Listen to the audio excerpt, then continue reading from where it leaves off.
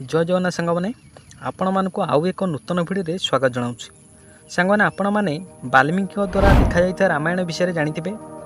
प्रभु रामचंद्र केमिति लंका को जाई सीता माता को हरण करथिबा रावण को हत्या करी माता सीता को निज राज्य को फेरई आनिथिले ए विषय आमे समस्ते जानिछु। सांग मैंने आम हिंदू धर्म सब लोक मध्य एहाकु जानती एवं यह एक सत्य घटना बोली मानती मध्य।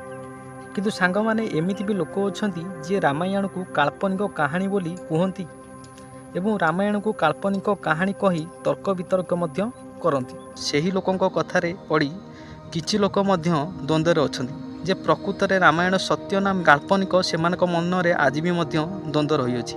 सांग माने मु आपण मानकु एही वीडियो रे रामायण रे एमिति किछि प्रमाण देबाकू जाउची जहा वैज्ञानिक द्वारा रिसर्च करा जाई सर्वसम्मुख को अणा जाइछि।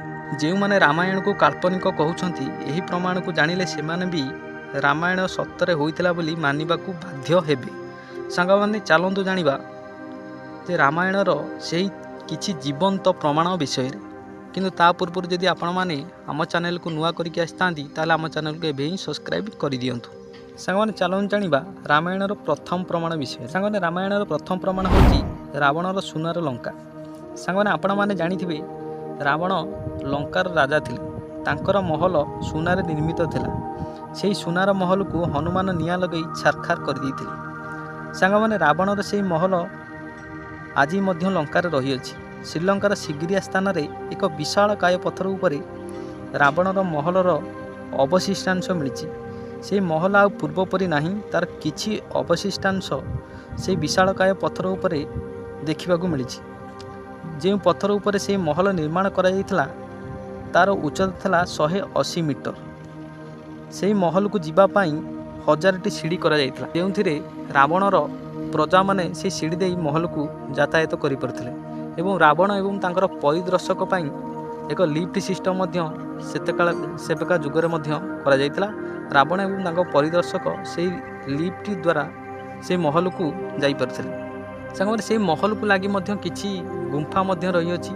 जे गुंफा को रिसर्चर माने रिसर्च करी यह पाइछन्ति कि से गुंफा को मनुष्य द्वारा निर्माण करा जायतिला, जहा कि आज मध्य कहा जाउछि जे से गुंफा को रावण निजे निर्माण करिथिबे एवं से गुंफा रे किछि चित्र एवं किछि लेखा मिलिछि जहा कि रामायण को सीधा दर्शाउछि। सांग माने यह थला प्रथम प्रमाण। चलंतु जानिबा द्वितीय प्रमाण विषय।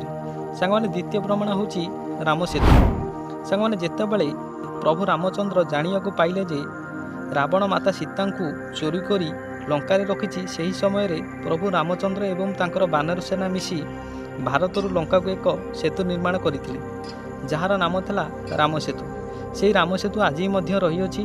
तमिलनाडुर दक्षिण पूर्व उपकूल रे थिबा रामेश्वरम द्वीप ठारू श्रीलंकार मन्नार द्वीप पर्यंत एही सेतु रही अछि।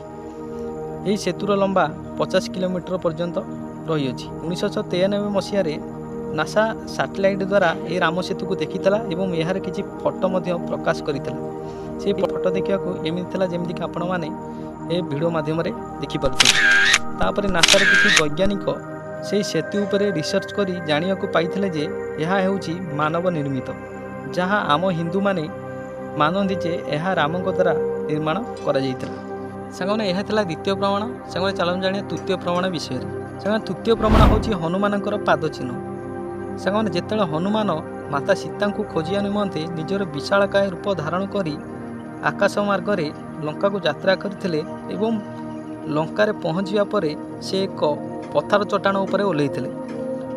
हनुमानकर आकाश मार्गरू द्रुत गति रे से पत्थर चट्टाण उपरे ओल्लैबारु तांकर पाद चिन्ह से पत्थर चट्टाण उपरे रही जाइथिला, जहाँ आज मध्य श्रीलंका रे देखिବାକୁ मिले।